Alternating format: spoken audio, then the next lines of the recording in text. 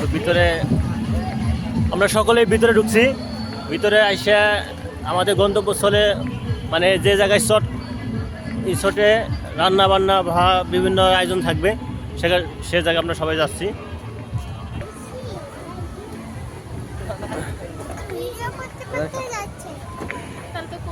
আমরা আমাদের নির্দিষ্ট একটা স্থানে যাচ্ছি, যেখানে আমরা সবাই একসাথে বসে খাওয়া দাওয়া বা গান বাজনা বা বিভিন্ন সাংস্কৃতিক অনুষ্ঠানে নৃত্য হবো। সেই জায়গায় আমরা নির্দিষ্ট একটা জায়গায় যাচ্ছি, যেখানে আমাদের একটা রুমের ব্যবস্থা করা আছে। আমরা সেই রুমের দিকে যাচ্ছি।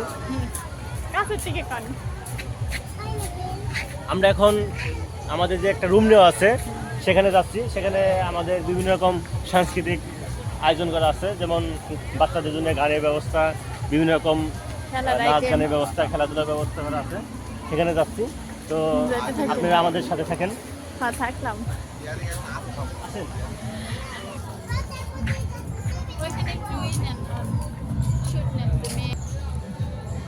মাঝ রাস্তাতেই আমার মেয়ে পাগল হয়ে গেছে, এর সাথে একটু কোলাহলি করবে, এখানে খেলাধুলা করবে।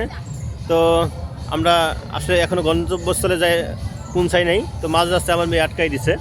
আম্মু আগে চলো, আমরা আগে ওখানে যাই, আসো, পরে আসবো আবার এখানে।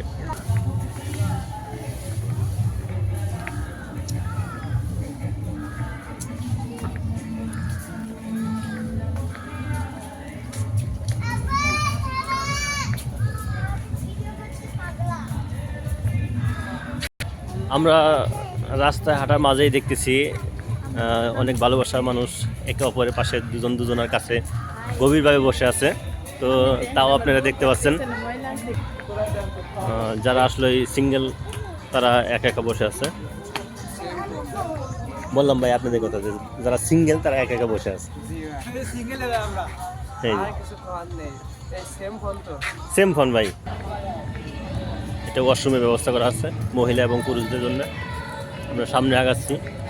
আমাদের রান্নাবান্নার যে সমস্ত আসবাবপত্র সেগুলো ভ্যানে উঠাই দেওয়া হয়েছে। আসলে আমি আপনাদের সব কিছুই দেখাবো।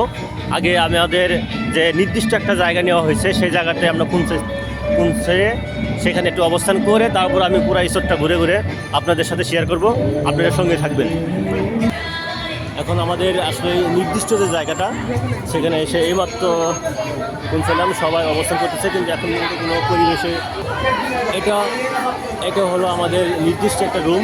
এখানে মহিলাদের জন্য বাথরুমের ব্যবস্থা করা আছে, টয়লেট, ওয়াশরুম সব কিছু ব্যবস্থা করা আছে।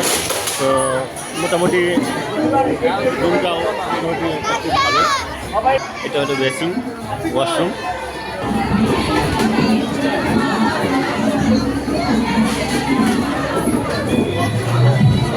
বক্স রেডি করা হচ্ছে।